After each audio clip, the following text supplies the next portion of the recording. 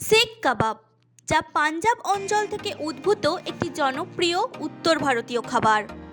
এই সুস্বাদু এবং সুগন্ধযুক্ত কাবাব রেসিপিটি শিখ রন্ধন প্রণালীর একটি প্রধান উপাদান, যা প্রায়শই বিশেষ কোনো অনুষ্ঠান এবং সমাবেশে পরিবেশন করা হয়। এই কাবাবের বিশেষ কিছু বৈশিষ্ট্য আছে, যা এটিকে বাকি কাবাবের থেকে আলাদা করে তোলে।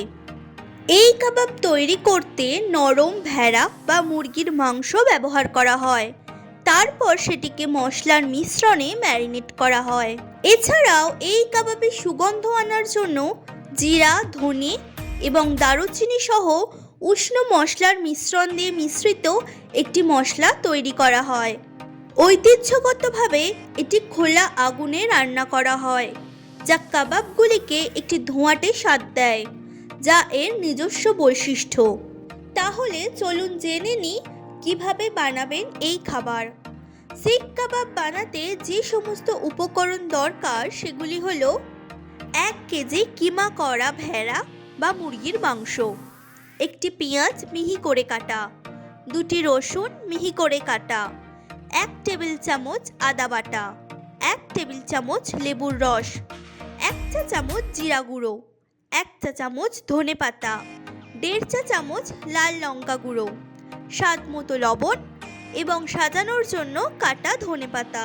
এবার একটি বড় পাত্রে কিমা করা মাংস, পেঁয়াজ, রসুন, আদা বাটা, লেবুর রস, জিরা, ধনে পাতা, লাল লঙ্কা এবং লবণ একসাথে মিশিয়ে নিন যতক্ষণ না মশলা ভালো করে মিশে যায়। তারপর মিশ্রণটি কমপক্ষে 30 মিনিটের জন্য ঢেকে ফ্রিজে দিয়ে দিন, যাতে মশলার স্বাদ খুব তাড়াতাড়ি মাংসে মিশে যায়।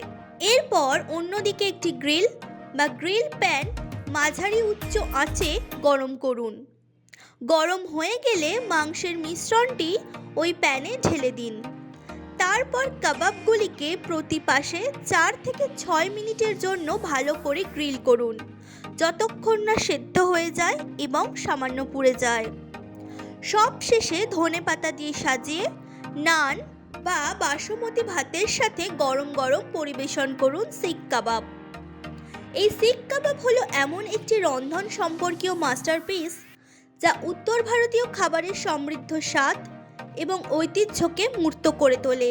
এর কোমল মাংস, সুগন্ধযুক্ত মশলা এবং ধোঁয়াটে স্বাদের সাথে সাথে পাঞ্জাবের খাঁটি স্বাদ অনুভব করার জন্য একবার হলেও এটি খাওয়া উচিত।